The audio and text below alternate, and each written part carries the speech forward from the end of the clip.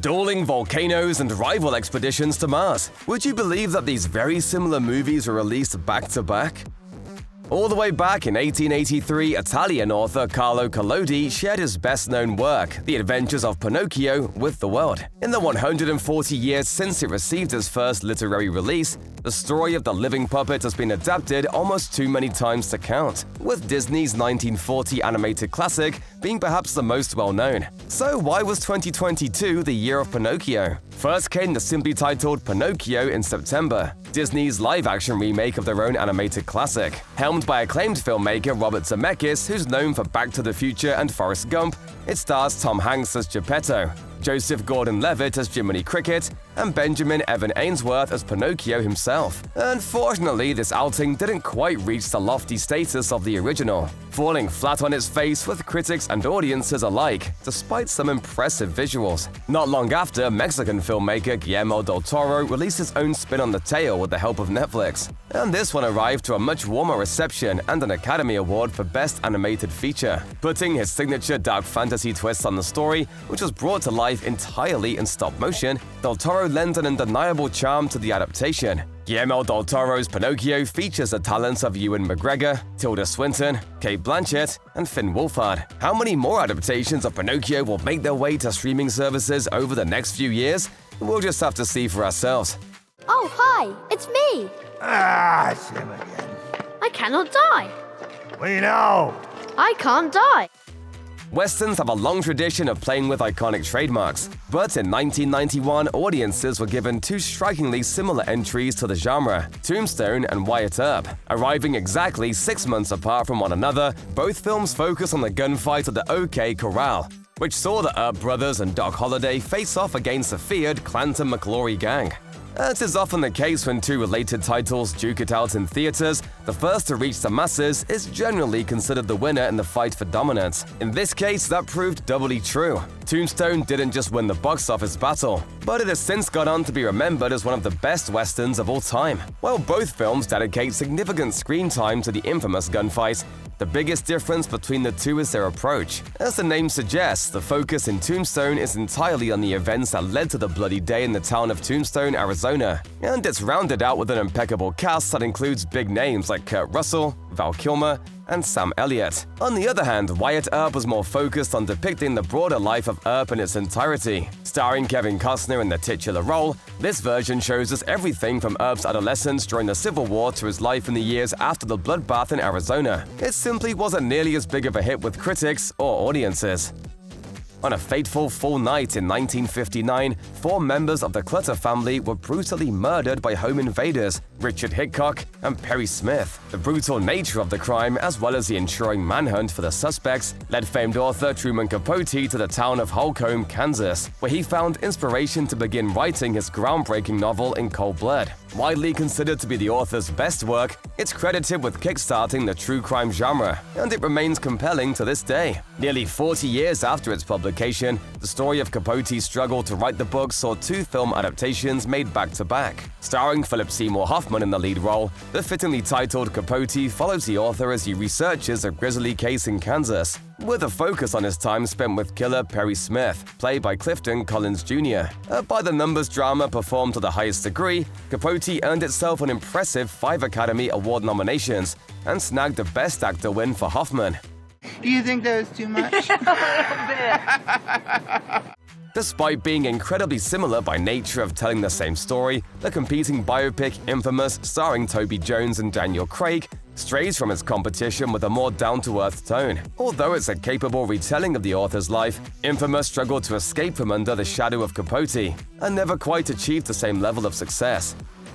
In the summer of 1997, NASA's Sojourner rover landed on the planet Mars, becoming the first successful touchdown on the Red Planet in over 20 years. With Mars now on the public's mind, filmmakers scrambled to capitalize on the wave of interest, with Mission to Mars making its own landing just before the spring of 2000. Directed by Brian De Palma and featuring a solid cast including Don Cheadle, Tim Robbins, and Gary Sinise, the film is set during humanity's first manned journey to the planet Mars. Unfortunately for the crew, the pioneering venture soon runs into catastrophe, which is exactly the same fate that awaited the crew in Red Planet when it made its own landing in November of the same year. A much more bleak look at our future, Red Planet tells of a near-future Earth on its last legs due to a prolonged climate crisis, leading humanity to seek refuge on Mars. Val Kilmer stars as the leader of the crew of the Mars One, a ship sent to the titular celestial body in a desperate attempt to preserve the future of the human race. Of course, things go terribly wrong. Like both movie missions to our cosmic neighbor, the twin films themselves were outright disasters. In addition to struggling at the ticket counter, Red Planet and Mission to Mars were met with equally poor reviews. The oddly similar animated kids movies Despicable Me and Megamind got their cinematic releases in 2010, with both films subverting the superhero formula by focusing on diabolical villains as opposed to the good guys. The first of the two to appear on the silver screen was Despicable Me, which saw Steve Carell play Gru, a comical baddie who adopts 3 plucky girls. So good night, sleep tight, and don't let the bed bugs bite. Because there are literally thousands of them. Aided by his horde of bright yellow and highly marketable minions, it's not hard to see why Despicable Me was such a hit with fans of all ages. DreamWorks' effort Megamind, though, perhaps hoping to distance the film from the competitive spring and summer release windows, arrived in the comparably quieter fourth quarter of that year, telling the story of the titular alien supervillain, voiced by Will Ferrell, whose hubris causes him to switch from villain to hero. The plucky comedy was received well by most viewers. It earned a respectable $300 million in ticket sales, but was still roundly defeated at the box office by Despicable Me, which has since received multiple spin-offs and sequels. Megamind has struggled to get a sequel off the ground since its release, with only a follow-up small-screen streaming series currently in development, but it's still an incredibly fun film with a cult following. Long before Despicable Me and Megamind, another pair of similar computer-animated films took a tussle in the dirt. It was the late 90s, and Pixar had just burst onto the scene with their massive hit Toy Story, the first feature film to be completely computer-animated. In an effort to keep up, newly formed rival studio DreamWorks released a CGI animated film of their own in October of 1998, a family-friendly romp titled Antz, spelled with a Z. Just over a month later, Pixar fired back with their second feature, A Bug's Life, a film that was remarkably similar to their competitors' first offering. That made the fall of '98 a season packed with bug-themed adventures. These two might be the most similar on this list, as both films follow an ant tasked with saving their colony from certain doom. What's far more interesting than the film themselves, though, is the behind-the-scenes controversy that cast a shadow over their releases. According to a 1998 article in Entertainment Weekly, the overlap between the two films was no accident. A Bug's Life director, John Lasseter, accused Jeffrey Katzenberg, DreamWorks co-founder and former Disney chairman, of intentionally trying to squash the success of A Bug's Life with his own studio's Antz using inside information. Highly controversial at the time, it's somewhat surprising that not all of the twin films on this list had similar accusations of plagiarism toward their productions. Don't follow orders your whole life. Think for yourself.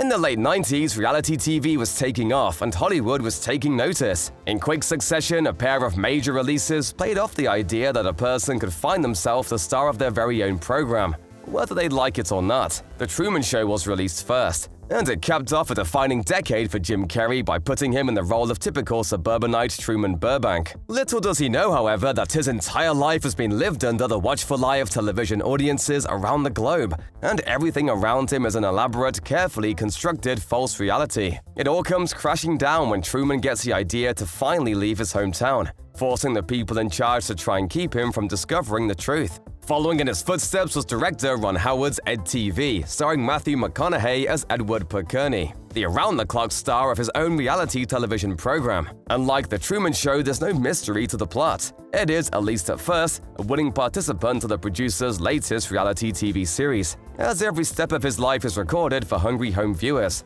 But that lack of mystery, combined with a plot that just felt like a repeat of The Truman Show, meant that EDtv just couldn't win over the same audiences. Would we still be talking about EDtv if it had been released first? Maybe so. But it's hard to disagree that The Truman Show is definitely the better movie.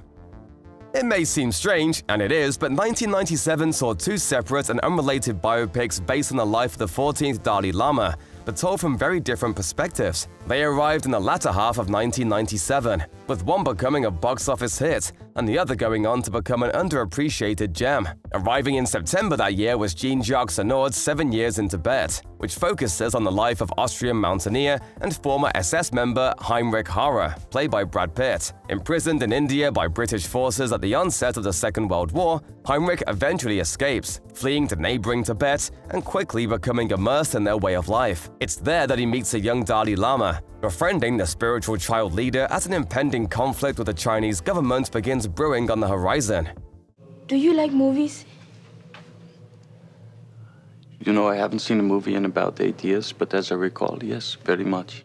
A few months later, audiences would return to Tibet with Kundun. This time, the plot was entirely focused on the Dalai Lama, encompassing everything from his selection as a spiritual leader to his eventual exile from Tibet in 1959. Directed by Martin Scorsese and reviewed more favorably than its predecessor, Kundun was nominated for 4 Academy Awards that year. It remains a seminal film on the complicated relations between China and the region of Tibet, even if it flopped at the box office.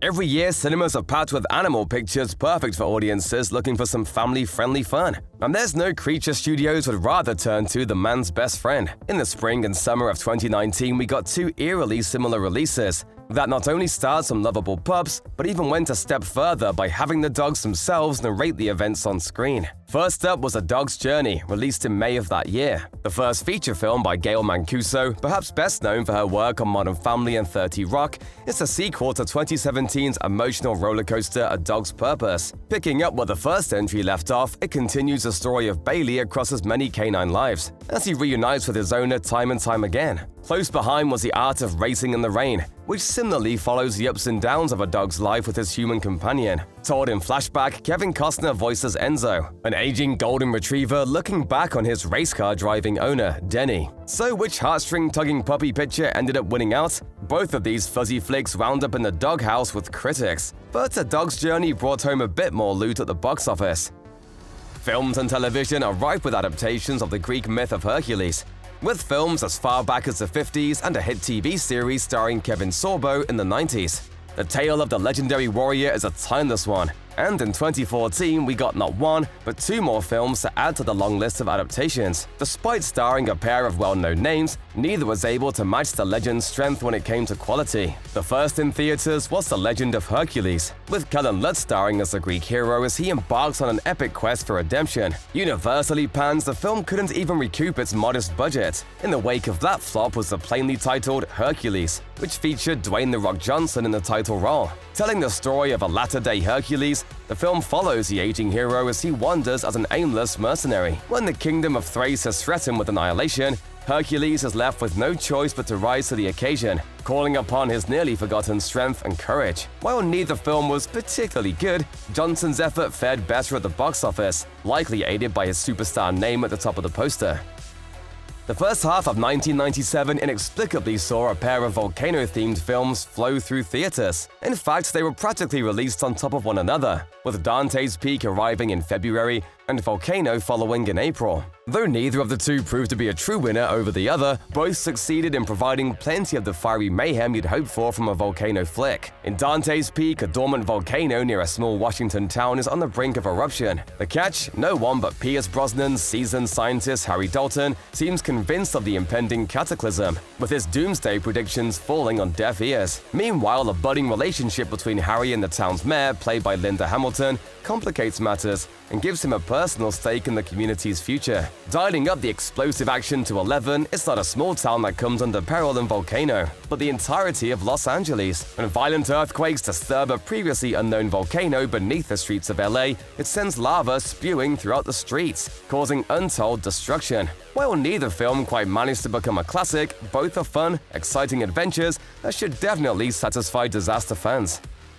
England's most famous Prime Minister Winston Churchill remains a symbol of British defiance and one of the most revered leaders of World War II. Proving that sentiment are a pair of biopics, Churchill and Darkest Hour, both of which were only released in 2017. Even though both films follow the same historical figure, they're fairly distinct in style, tone, and setting. Churchill kicks off in the later period of Churchill's wartime career, set amidst the tense days just prior to the Allied invasion of Normandy. Here, Churchill is played by Brian Cox, and the film paints him in an entirely different light than history has come to remember. Cox portrays Churchill as a more cautious and vulnerable man, with reservations about seeing through the impending assault. It's an intriguing study of one of history's best-known figures, but Churchill was immediately met with controversy, as some historians took issue with the depiction of the Prime Minister as a hesitant commander. There were lessons we learned in the last war. I don't want to make the same mistakes. Of course. And I shall not be stopped from speaking my mind. Released later but set earlier, Darkest Hour takes place during the transition of power as Winston Churchill takes over for the outgoing Neville Chamberlain. Meanwhile, the looming threat of a German invasion of the British Isles has left the nation in a crisis, and the newly elected Churchill must wrestle with the choice between total capitulation or continuing the desperate fight for survival. Ultimately, Darkest Hour proved both more memorable and a bigger success than its eponymously titled twin, and Gary Oldman ended up winning an Oscar for his portrayal of the UK leader. You've almost certainly seen or at least heard of Top Gun, the 1986 hit that launched a young Tom Cruise to superstardom as naval aviator Pete Maverick Mitchell. The Cold War action flick was the top-grossing title of its year, a feat even its surprisingly successful sequel couldn't pull off some 3 decades later. With all that in mind, it might surprise some to learn that not only was Top Gun competing with another tale of airborne aces in '86, but it wasn't even the first to see release. That's right, beating Top Gun to the theaters by 4 months was Iron Eagle, a similar story of gutsy fighter pilots duking it out in the skies. It all starts when Doug Masters, Air Force Academy reject and son of a decorated pilot, hears that his father has been shot down over the fictional nation of Bilya. Springing into action, Doug turns to reservist colonel and Vietnam veteran Charles Chappie Sinclair to procure a pair of fighter jets and complete a daring and unsanctioned rescue of his father. Pushing the limits of campy, improbable action to the limit, even for the 80s, Iron Eagle defied its abysmal reception with a trio of sequels, but none of them came anywhere close to the billion-dollar mark like Top Gun Maverick did.